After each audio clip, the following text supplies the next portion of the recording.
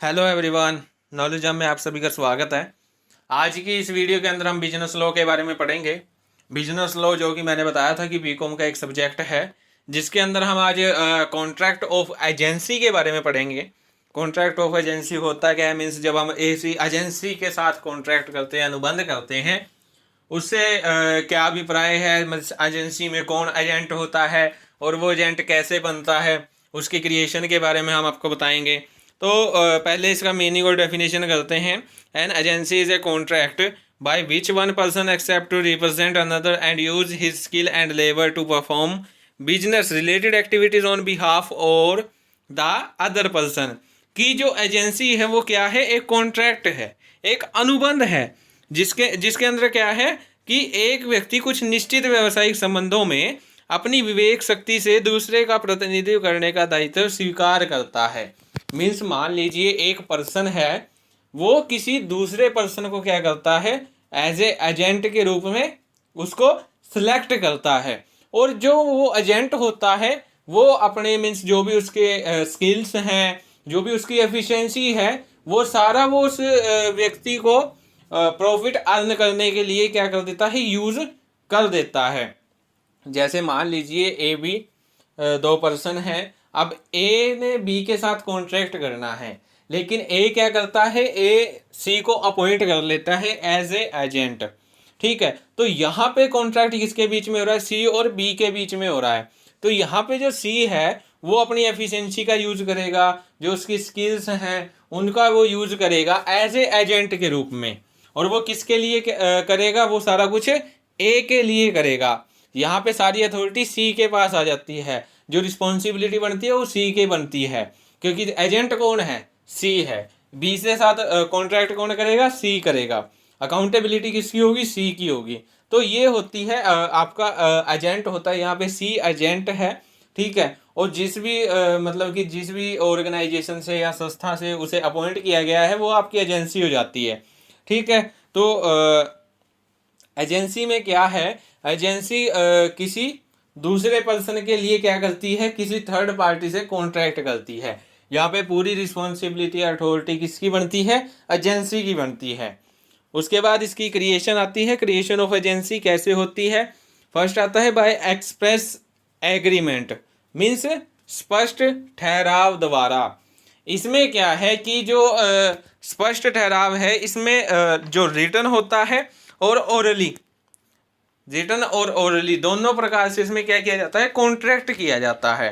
ठीक है, मान लीजिए क्या है आपका, जैसे सी मैंने बताया था ना, एजेंट है। जब उसको अपॉइंट किया गया है, उसको नियुक्त किया गया, उसकी सिलेक्शन की गई है, तो उसको मौखिक भी मीन्स ओरली भी उसको सारा कुछ बताया गया है, और जो मतलब कि रिटन है, रिटन में भी उससे सारा कुछ लिया गया है।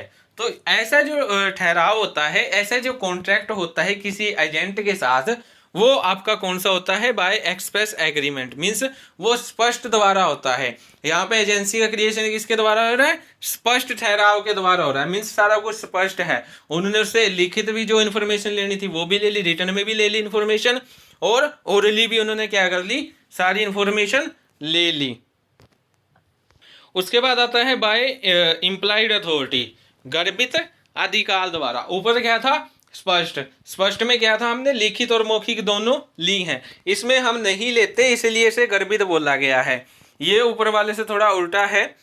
इसमें क्या है, इसमें जो आपका एजेंट है उससे ना कोई रिटन इन्फॉर्मेशन ली जाती है और ना ही उससे कोई ओरल इन्फॉर्मेशन ली जाती है, इसीलिए इसे इम्प्लाइड अथॉरिटी द्वारा एजेंसी बोला गया है। फर्स्ट वाले में क्या होता है, फर्स्ट में जो मतलब कि एजेंट होता है और जो उसका प्रिंसिपल होता है, उसके बीच में ही क्या होते हैं, रिलेशन होते हैं। थर्ड पार्टी से इसका कोई रिलेशन नहीं होता, उनसे सारा काम एजेंट करता है। लेकिन इसके अंदर क्या है, मान लीजिए ए बी दो पर्सन है। ए क्या है, ए एक बिजनेसमैन है, जिसका बिजनेस कहाँ पे है, मान लीजिए कहीं आसपास ही है। तो जो उसने एजेंट जो नियुक्त किया है, अपॉइंट किया है, वो आपका सी है। तो यहाँ पे जो सी है वो बी से सारा माल परचेज करता है, किसके बिहाफ पे, ए के, कि जो मतलब कि किसकी जानकारी है, वहां पे जानकारी ए की है और माल परचेज कौन कर रहा है, सी कर रहा है। और धीरे धीरे क्या है, उसकी पेमेंट भी कौन करेगा, सी करेगा। किसकी जानकारी में रह के? ए की जानकारी में रह के। तो यहाँ पे जो बी है वो ए को भी जानता है और सी को एज ए एजेंट जानता है। लेकिन फर्स्ट में क्या था? फर्स्ट में था कि सिर्फ जो ए है वो सी को जानता है, बी को नहीं जानता। बी को कौन जानता है? सी जानता है। ठीक है, तो यहाँ पे क्या है, यहाँ पे थोड़ा इसीलिए से इम्प्लाइड कॉन्ट्रैक्ट बोला गया है, इम्प्लाइड अथॉरिटी द्वारा बोला गया है। यहाँ पे जो एजेंसी, फर्स्ट में जो एजेंसी क्रिएशन होता था वो जो आपका एक्सप्रेस एग्रीमेंट है उसके द्वारा हो रही थी, और यहाँ पे जो सेकंड में हो रही है वो इम्प्लाइड अथॉरिटी द्वारा हो रही है। उसके बाद थर्ड पॉइंट आता है बाय एस्टोपल और होल्डिंग आउट, मीन्स गत्यावरोध अथवा प्रदर्शन द्वारा। इसमें क्या है कि इसमें कोई पर्सन है, वो क्या करता है, वो दूसरी पार्टी को ये विश्वास दिला देता है, ये उसको बिलीव करने में मजबूर कर देता है कि कोई स्पेशल पर्सन उसका क्या है, एजेंट है। लेकिन वास्तव में उसका कोई एजेंट नहीं होता। रियलिटी में क्या है, रियलिटी में उसका कोई भी स्पेशल एजेंट नहीं है, लेकिन वो ऐसा करता है कि जो मतलब कि उसका कोई स्पेशल एजेंट है। तो जो दूसरी पार्टी है वो ये समझ लेती है कि वाकई में इसका कोई स्पेशल एजेंट है, तो उसके साथ वो क्या कर लेती है, कॉन्ट्रैक्ट कर लेती है। ऐसा जो मतलब कि क्रिएशन होता है एजेंसी का, इसे बाय एस्टोपल बोलते हैं। इसे हम एक एग्जांपल के जरिए समझ लेते हैं। मान लीजिए ए और बी दो पर्सन हैं। अब जो ए है वो ये कहता है कि सी उसका क्या है, एजेंट है। मतलब पर जो सी है वो उसका एजेंट नहीं होता। तो यहाँ पे सी कुछ नहीं बोलता, जबकि उसको बोलना चाहिए था, लेकिन वो कुछ नहीं बोलता। तो जो बी है वो भी ये मान लेता है कि जो सी है वो ए का क्या है, एजेंट है। ठीक है, तो यहाँ पे जो बी है वो उसके साथ कॉन्ट्रैक्ट कर लेता है, ए के साथ कॉन्ट्रैक्ट कर लेता है। तो ये जो कॉन्ट्रैक्ट है, जो बी और ए के बीच में जो कॉन्ट्रैक्ट हुआ है वो बाय एस्टोपल हुआ है, होल्डिंग आउट द्वारा हुआ है। उसके बाद आता है बाय नेसेसिटीज, मीन्स आवश्यकताओं द्वारा। यहाँ पे जो एजेंसी का क्रिएशन होता है वो आवश्यकताओं द्वारा होता है, नेसेसिटीज द्वारा होता है। हम जैसे कि एग्जांपल ले लेते हैं। मान लीजिए एक जहाज है, शिप है, वो क्या है, वो जा रही है, समुद्र में जा रही है, रास्ते में क्या है, वो खराब हो जाती है। ठीक है, अब जो मैकेनिक है वो है तो है शिप पे, लेकिन उनको काम करने के बदले कुछ चाहिए होगा। तो यहाँ पे जो आपका शिप का जो मतलब कि जो कैप्टन होता है वो क्या करता है, वो कुछ माल उन पे बस गिरवी रख देता है, प्लेज पे रख देता है कि आप ये तब तक माल रख लीजिए, मैं आपको वहाँ पे मीन्स जहाँ पे किनारा आएगा, जहाँ पे स्टॉप हो जाएगा, वहाँ पे आपको इसकी पेमेंट दिलवा दूंगा। ठीक, तो यहाँ पे जो क्रिएशन हुआ है वो किसके द्वारा, नेसेसिटी के द्वारा हुआ है। क्यों? क्योंकि जो जहाज है उसको ठीक करवाना जरूरी था। तो एजेंट कौन बना यहाँ पे, कैप्टन बना। कैप्टन एजेंट क्यों बना? क्योंकि सारा लेन देन उसी ने किया है, ना ओनर को पता है और ना ही ठीक करने वालों को पता है कि इसका ओनर कौन है। तो यहाँ पे एजेंट है कैप्टन, और क्रिएशन हुआ नेसेसिटी द्वारा, आवश्यकता द्वारा, क्योंकि जहाज को ठीक करवाना भी जरूरी था। उसके बाद फिफ्थ पॉइंट आता है बाय रेटिफिकेशन, पुष्टिकरण द्वारा। इसमें क्या है कि इसमें जो आपका पर्सन है, जो एजेंट है, वो क्या करता है, वो बिना प्रिंसिपल को उसके बारे में कुछ नहीं पता होता, लेकिन वो क्या कर लेता है, किसी थर्ड पार्टी के साथ कॉन्ट्रैक्ट कर लेता है।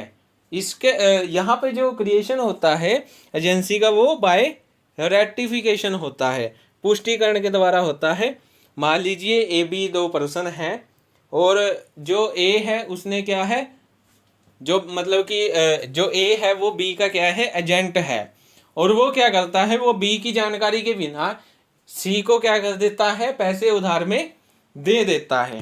तो यहाँ पे जो एजेंसी का जो क्रिएशन हुआ है, यहाँ पे जो एजेंसी का क्रिएशन हुआ है वो किसके द्वारा हुआ है, बाय रेटिफिकेशन के द्वारा हुआ है। क्योंकि यहाँ पे जो पैसे उधार दिए गए हैं वो बिना बी की जानकारी के दिए गए हैं। तो ये था कुछ पॉइंट्स थे क्रिएशन ऑफ एजेंसी के। अब उसके बाद आता है डॉक्ट्राइन ऑफ द रेटिफिकेशन, कि जो आपका पुष्टिकरण है उसका सिद्धांत क्या है, पुष्टिकरण का सिद्धांत किसे कहते हैं, इसकी डेफिनेशन देखते हैं। अकॉर्डिंग टू सेक्शन 196 क्या कहता है, where acts are done by one person on behalf of another but without his knowledge और authority, he may elect to ratify और to disown such acts if he ratifies them the same effect will follow as if they had been performed by his authority. तो यहाँ पे क्या कहता है कि जब क्या है वन पर्सन क्या करता है, दूसरे पर्सन के लिए काम करता है, मीन्स बिना उसकी नॉलेज के, बिना उसके अथॉरिटी के वो क्या करता है, कोई काम कर देता है। तो यहाँ पे जो आपका सेकंड पर्सन है उसके पास ये अथॉरिटी है, उसके पास ये राइट है कि वो या तो उस जो उसने काम किया है या तो उसको एक्सेप्ट कर सकता है या उसको एक्सेप्ट नहीं कर सकता है, मीन्स रिजेक्ट कर दे। ठीक है, अगर वो एक्सेप्ट कर लेता है, जो आपका सेकंड पर्सन है अगर वो एक्सेप्ट कर लेता है कि हाँ मैं इस काम को करूँगा, तो ये अफेक्ट क्या पड़ता है, ये मान लिया जाता है कि जो फर्स्ट पर्सन ने काम किया है वो इसी की जानकारी में किया था, बिना इसकी जानकारी के नहीं किया था। अगर वो उसे अस्वीकार कर लेता है तो ये मान लिया जाता है कि जो काम किया गया है वो बिना सेकंड पर्सन की जानकारी के किया गया है।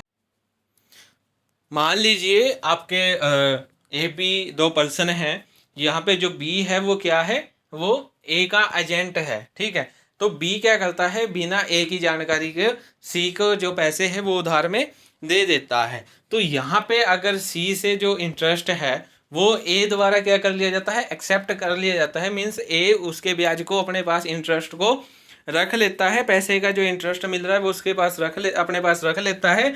तो यहाँ पे ये मान लिया जाएगा कि जो काम हुआ है वो ए की नॉलेज द्वारा ही हुआ है।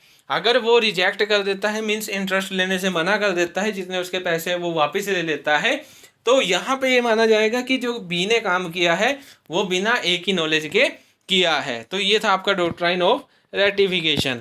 अब इसके कुछ रूल्स आते हैं, गवर्नमेंट रूल्स आते हैं इसके रेटिफिकेशन के, जिसमें फर्स्ट आपका पॉइंट आता है act must be done on the behalf of the person ratifying, कार्य पुष्टिकरण करने वाले व्यक्ति की ओर से होना चाहिए। ये पॉइंट क्या कहता है कि मान लीजिए जो एजेंट है अगर वो ये कहता है कि ये काम बिना प्रिंसिपल की नॉलेज के किया गया है तो उसको रेटिफाई नहीं किया जाएगा। ठीक है, उसका पुष्टिकरण नहीं किया जाएगा। अगर ये मान लिया जाता है कि जो काम हुआ है वो प्रिंसिपल की नॉलेज में ही हुआ है तो उसका रेटिफाई किया जाता है, उसको रेटिफाई किया जाता है, उसका पुष्टिकरण किया जाता है। उसके बाद आता है the principal must be existing at the time of the contract, अनुबंध के समय नियोक्ता का अस्तित्व आवश्यक है। कि मान लीजिए जब जिस टाइम कॉन्ट्रैक्ट कर रहा है जो एजेंट है वो कॉन्ट्रैक्ट कर रहा है तो उस टाइम जो प्रिंसिपल है उसका होना जरूरी है। अगर वो नहीं है तो ऐसा किसी भी प्रकार का कॉन्ट्रैक्ट नहीं किया जाएगा। उसके बाद contractual capacity in the principal, कि जो आपका प्रिंसिपल है उसके अंदर कॉन्ट्रैक्ट करने की कैपेसिटी होनी चाहिए, मीन्स वो अनसाउंड माइंड नहीं होना चाहिए। जैसे वो अनसाउंड माइंड है या उसकी तरफ अनसाउंड माइंड है, उसकी तरफ से कोई एजेंट क्या है कॉन्ट्रैक्ट कर रहा है, क्यों, क्योंकि वो अनसाउंड माइंड है। तो ऐसे पर्सन के साथ कॉन्ट्रैक्ट नहीं किया जाएगा, वो उसके अंदर कॉन्ट्रेक्चुअल कैपेसिटी होनी चाहिए, वो पूर्ण रूप से क्या होना चाहिए, हेल्दी होना चाहिए। उसके बाद fourth point, act must be legal, कार्य क्या होना चाहिए, वैधानिक होना चाहिए, इलीगल नहीं होना चाहिए। कोई भी कॉन्ट्रैक्ट है अगर एजेंट के द्वारा कोई भी ऐसा काम किया जा रहा है तो वो लीगल होना चाहिए, इलीगल नहीं होना चाहिए। एक्सप्रेस और इम्प्लाइड रेटिफिकेशन, कि उसके अंदर जो रेटिफिकेशन किया जाएगा, जो भी पुष्टिकरण किया जाएगा वो क्या होना चाहिए, स्पष्ट और इम्प्लाइड होना चाहिए, मीन्स गर्भित होना चाहिए। क्योंकि यहाँ पे दो कंडीशंस हो सकती हैं कि जो मतलब कि कॉन्ट्रैक्ट किया गया है वो स्पष्ट भी हो सकता है और जो प्रिंसिपल द्वारा काम किया गया है वो आपका गर्भित भी हो सकता है, इम्प्लाइड भी हो सकता है। उसके बाद क्या कहता है, the whole transaction can be ratified, पूरे कार्य की पुष्टि। अब ये पॉइंट क्या कहता है कि ये रूल क्या कहता है कि जो भी काम किया गया है, मीन्स जो भी एजेंट द्वारा काम किया गया है प्रिंसिपल के बिहाफ पे, उस पूरे काम का क्या कहना चाहिए, रेटिफाई करना चाहिए, उस पूरे काम की पुष्टि करनी चाहिए।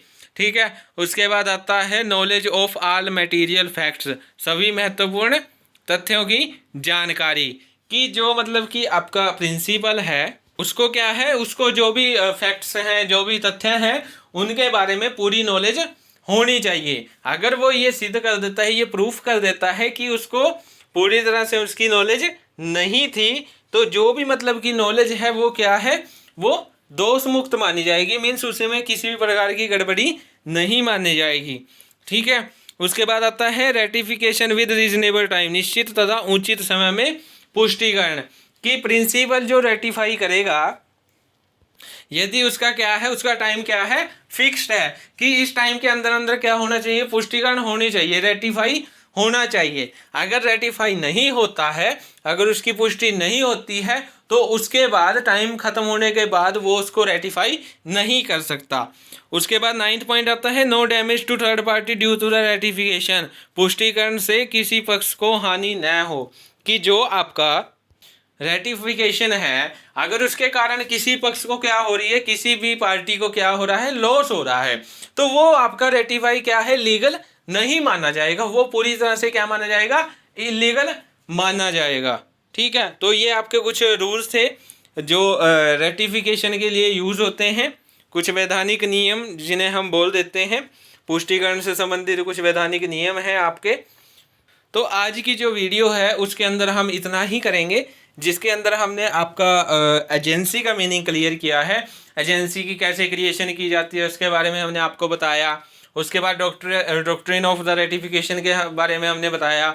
उसके बाद जो आपका रेटिफिकेशन है उससे रिलेटेड क्या क्या आपके गवर्निंग रूल्स हैं, क्या क्या नियम हैं, उसके बारे में हमने आपको बताया। सो आज के लिए इतना ही। Thank you. Please like share and subscribe my YouTube channel.